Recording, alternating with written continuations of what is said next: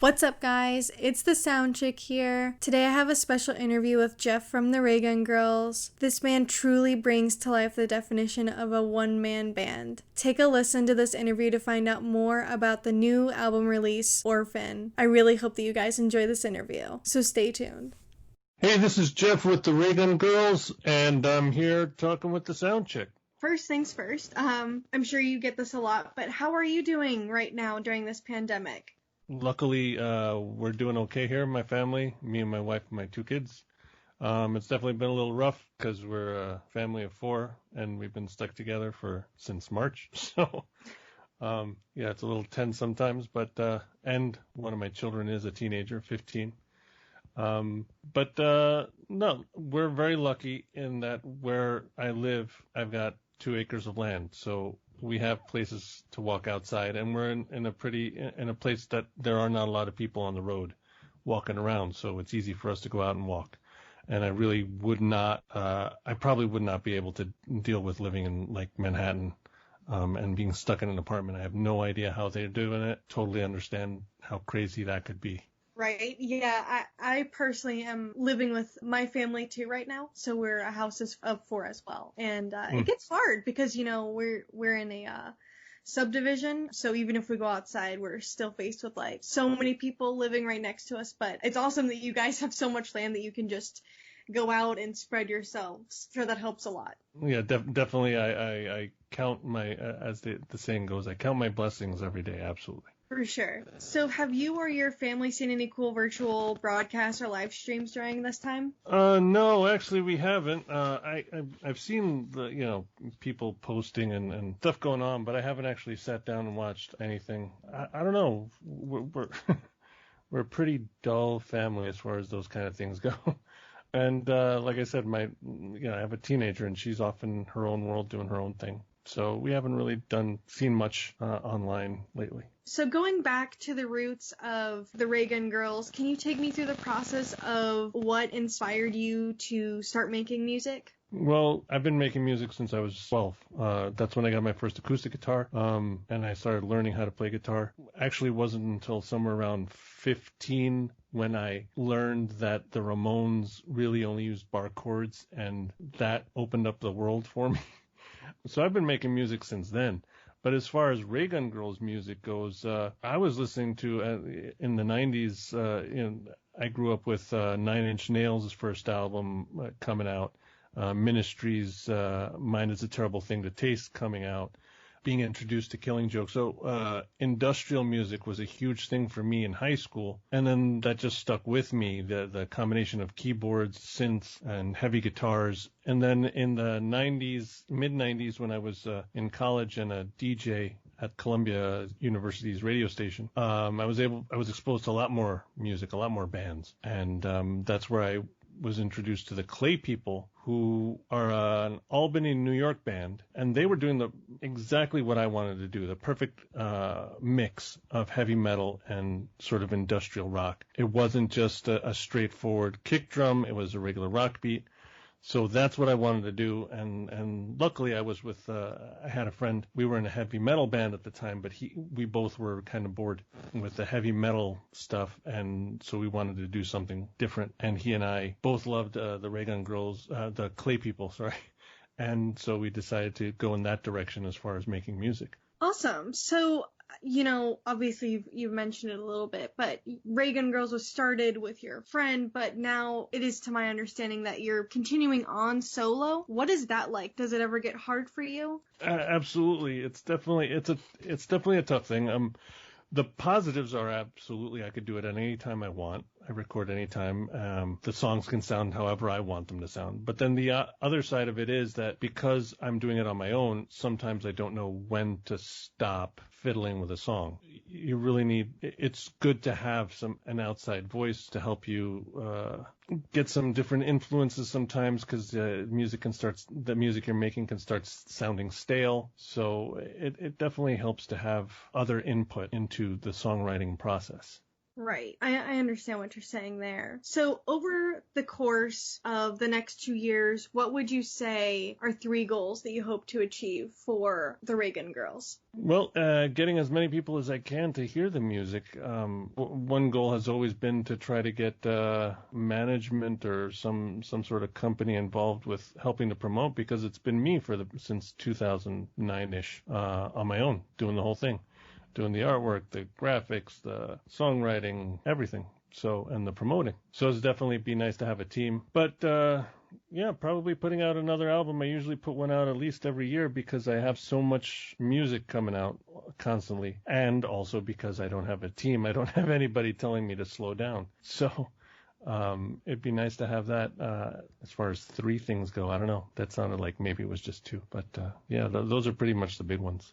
I think that they're pretty good big ones. Yeah, I've looked at your entire discography, and you've definitely been doing this for a long time, and it seems like you are continuously, putting out work, which is really, really awesome. What would you say is your favorite piece that you've worked on so far? Well, I'll give the standard answer that most bands give. This last album I made is the best thing I've ever made. So, of course, there's that. But the self-titled album, which I don't have up on streaming, is definitely what album I love the most so far, other than my new one. But the quality wasn't that great. My production abilities weren't very good, so the sound of it isn't as intense as I would like it to be. But it was a concept album. It's a lot more heavy metal than industrial, and a lot more punk. There are a lot more punk influences on that one. But yeah, I love it because it was a concept album, and I was actually able to put, I think it was somewhere 11 tracks, and make a storyline out of it, in my head anyway. So that's probably my favorite. Right. Well, since you mentioned your most recent album, let's just take a dive into that album really quick.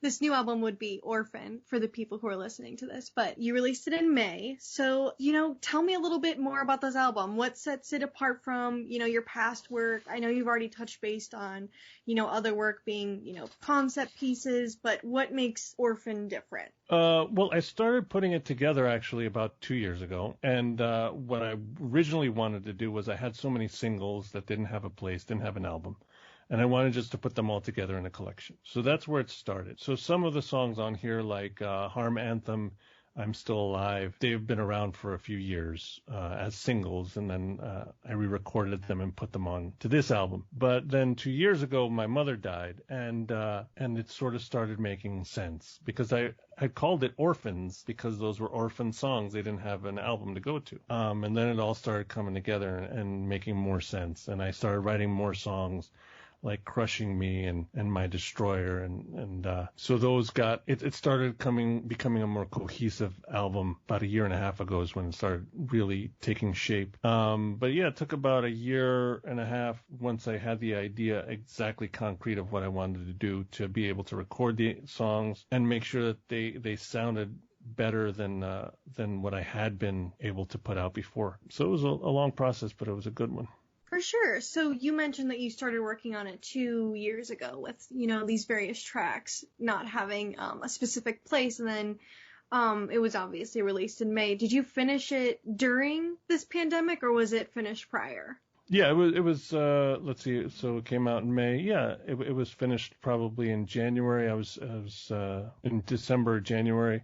And I was just spending the couple of months in trying to get the levels right and mixing right, and then send it off to the streaming services. So probably in March when the pandemic started. Would you say that it was difficult releasing this project amidst the pandemic? Well, considering that I don't tour because I can't play live, no. For me, it wasn't any different than any other time. I remember seeing, like, in April, a lot of articles and a lot of bands asking, is it a good time to release? Is it a bad time to release? I'm saying it's bad because they can't tour and promote it. For me, it seemed like it was a great time because people are in front of the computer with nothing else to do. So, and Twitter's pretty much the only thing I spend my time on, so it seemed perfect to me, actually. So it was definitely a plus for me.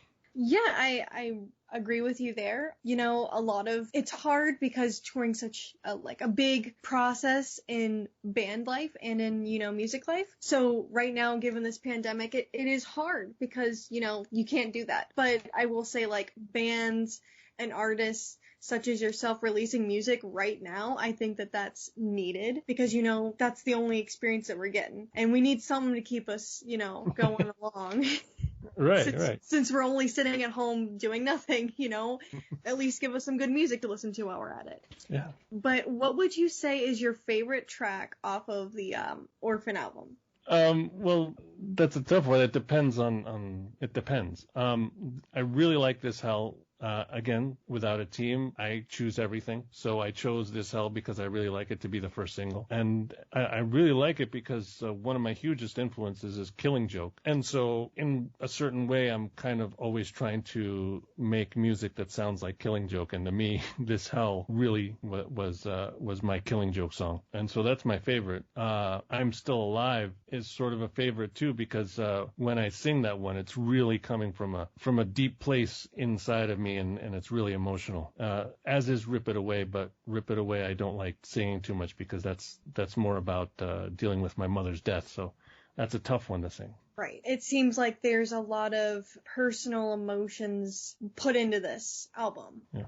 So, getting into more personal stuff here, you mentioned that you're, no longer touring, which was due to a surgery that you had, several years ago. I know that you've touched base on it prior, saying that it's not really that difficult anymore for you, or any different not being able to promote via tours, but do you see a bit of a strain on your promoting with not having that ability? Well, definitely. When we used to tour, it was a lot easier to promote stuff. Absolutely. You got a CD and then you sell it while you're out there, traveling around kind of thing. Not only that, but because I'm a one-man band, playing like a live stream type of thing doesn't really work for me because I've got most of the music on a track. So that's kind of weird too. So I don't do that either. So there's no promotion in that sense either. Right. Yeah, your situation is unique and awesome, I feel, at the same time, because you truly bring to life, a one-man band, but in like a really cool way, because it's music that I enjoy, right? So,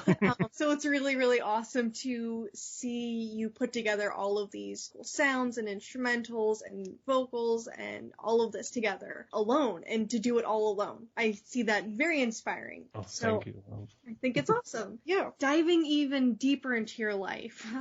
I know that you're currently living with the Marfan Syndrome. Yes. Can you go ahead and give me a quick intro into what that is and what that is like for you? Okay, well, Marfan Syndrome is a genetic connective tissue disorder.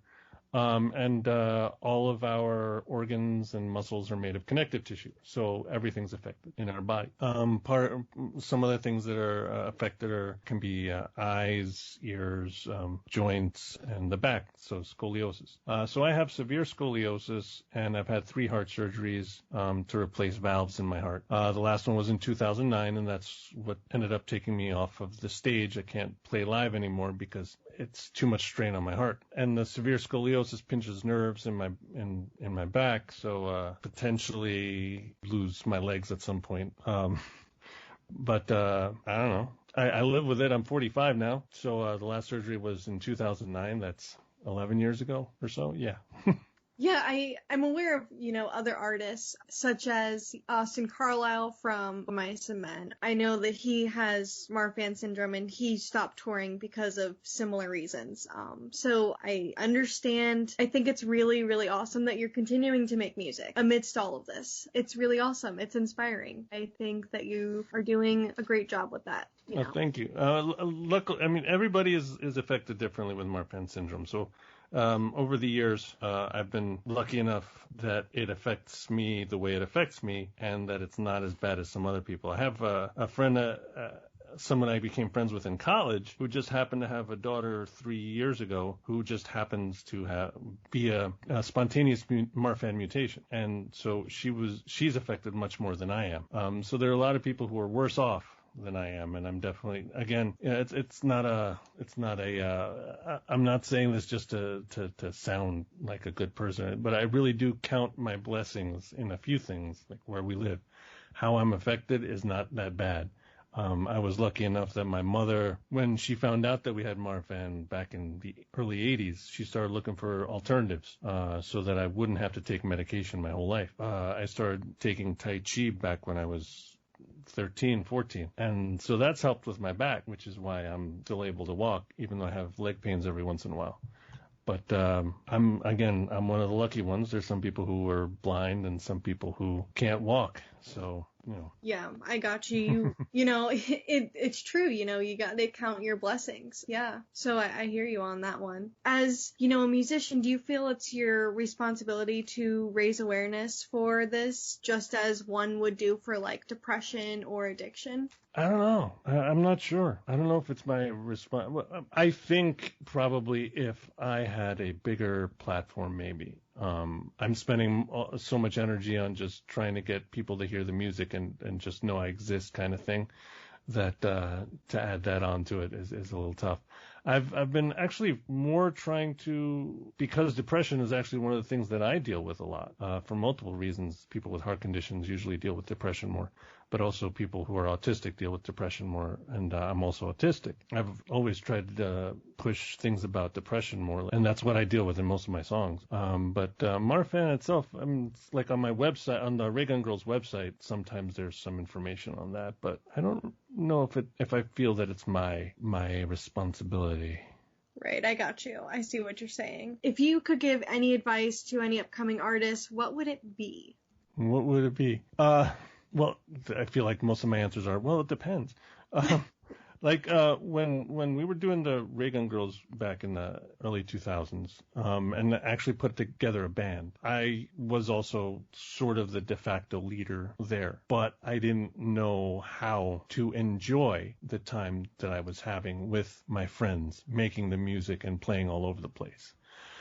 So that's definitely something that I think a touring musician should find a way to do. Enjoy it, because it doesn't last forever. I was a really angry guy back then, and I made the band members' lives miserable. So I can't believe they stuck with me for as long as they did, a lot of them. Yeah, well, definitely to have fun. I mean, making music is supposed to be fun. So make sure you're having fun while you're making it. Right. I absolutely agree with you there. I have one last question for you, and that would be, what is the craziest thing you've done for music outside of the band? Oh, outside of the band. Craziest thing. I don't think I'm not a crazy guy. So I used to, when I was DJing in college, I used to do interviews, and that was fun. So it wasn't crazy necessarily, but that was a lot of fun interviewing. Like interviewed Lemmy, interviewed Gwar. Those are good times. So yeah, outside of being in the band, I don't know. I don't really do much crazy stuff. Well, you mentioned that you interviewed bands, so you interviewed Gwar. How was that experience? That was rough, because I'm not a very social kind of guy, and I don't really know how to talk to people, but I figured, hey, I like rock and roll, I like metal, I can get into shows for free, I'm going to tell the radio station I'll interview people because they don't have somebody to do that. So I was the guy who got sent out to do interviews, and Odorous at the time, Brocky, when he was, so this was back when he was still alive.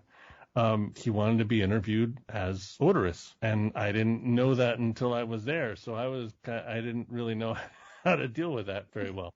So that was very awkward, very awkward. It was a very quick interview because I didn't really know what else to ask. Actually, that reminds me. Probably the craziest thing that I did was I was sent to interview Monster Voodoo Machine. I probably have no idea who they are. But they were opening up for a band that was just getting some press at the time, Marilyn Manson. And the guy at the door mumbled something to me. You're here to interview blah, blah, blah. I said, yes. So he pushed me into a room with Marilyn Manson and Twiggy. So I interviewed them way back when. And that was kind of awkward. That was really awkward because Twiggy just sat there staring into space for about half an hour. Oh, man. That's so awesome. I'm so envious of that experience. I think that's really cool. Yeah, it was. I definitely left like, wow.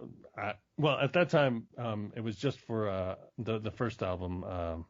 So they weren't really that big. They had come off of a tour with opening up for Nine Inch Nails. And I saw Nine Inch Nails on that tour. And me and my friend said, I don't know anything about this Manson guy. Let's just get there for Trent. So we missed him opening up for that show.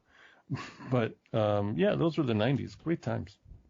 Hey guys, it's the SoundChick here again. I hope that you guys enjoy that interview with Geoff from the Raygun Girls. In your free time, I would definitely check out the new album, Orphan. I definitely enjoyed taking a listen to the album myself. My favorite tracks off the album are This Hell and My Destroyer. You can listen to this album on Spotify or check it out on the band website at raygungirls.com. For more updates on interviews or music reviews, you can go to my website at www.thesound-chick.com or follow me on social media at RealSoundChick. I look forward to headbanging with you guys.